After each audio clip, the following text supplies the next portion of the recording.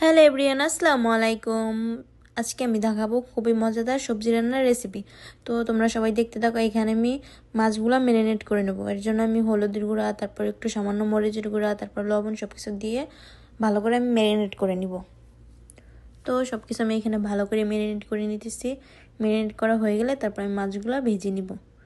মাছগুলো ভাজার জন্য আমি প্যানে তেল দিয়ে তারপর এখন মাছগুলো দিয়ে দিতেছি। মাছগুলো আমি ভালো করে কড়া করে ভেজে নিব। এই তো মাছগুলো আমার ভাজা শেষ। এখন আমি ওই প্যানে সিম অ্যান্ড আলুগুলো দিয়ে ভালো করে ভেজে নিব। এর ভিতরে আমি একটু সামান্য লবণ, তারপরে একটু হলুদের গুঁড়া, সামান্য একটু মরিচের গুঁড়া দিয়ে আমি ভালো করে ভেজে নিব। সব কিছু আমি পরিমাণ মতো দিয়ে এখন একটু নাড়াচাড়া দিয়ে ঢাকনা দিয়ে ঢেকে কিছুক্ষণ রান্না করে নিস।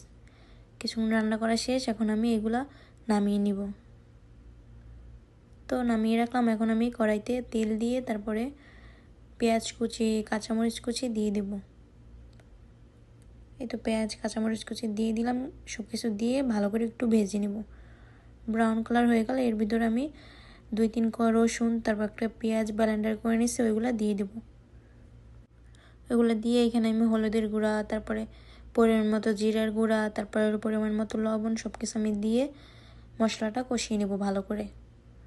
ভালো করে মশলাটা কষিয়ে নেব। এর ভিতরে আমি একটু সামান্য তেলও দিয়ে দিলাম। পরিমাণ মতো সব কিছু দিয়ে মশলাটা আমার কষানো শেষ। এখন আমি সবজিগুলো দিয়ে দিলাম। তারপর আমি টমেটো যে কেটে রাখছিলাম ওইটা এখন অ্যাড করে দিলাম। এই তো টমেটোটা দিয়ে এখন আমি একটু নাড়াচাড়া দিয়ে ঢাকনা দিয়ে ঢেকে কিছুক্ষণ কষিয়ে নিব। কিছুক্ষণ আমি কষিয়ে তারপরে পরিমাণ মতো ঝোল দিয়ে দিব। এই তো কষানো শেষ। এখন আমি এখানে পরিমাণ মতো ঝোল দিয়ে তারপর ঢাকনা দিয়ে ঢেকে যখন তরকারিটা উতলে উঠবে তখন আমি মাছগুলো দিয়ে দেব।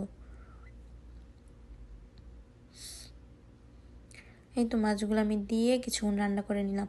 তো তোমাদের কাছে যদি আমার রেসিপিটি ভালো লাগে থাকে তাহলে আমার পেজটা একটা ফলো করে দিও অ্যান্ড একটা লাইক করে দিও। তো তোমরা চাইলে কিন্তু এই রেসিপিটি একবার হলেও বানিয়ে খেয়ে দেখতে পারো, এত মজা। আল্লাহ হাফেজ।